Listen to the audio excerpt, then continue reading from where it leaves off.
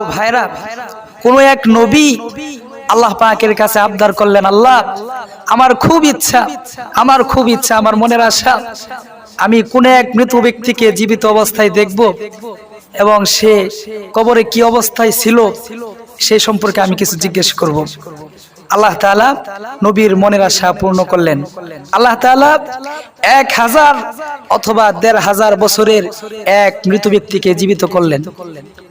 নবী ওই মৃত ব্যক্তিকে জিজ্ঞেস করলেন, আপনি যে 1500 বছর কবরে ছিলেন, এই 1500 বছর আপনি কবরে কি অবস্থায় কাটিয়েছেন?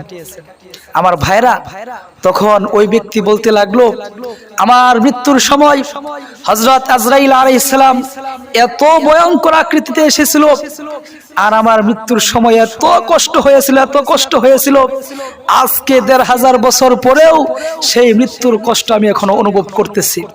আমার ভাইরা,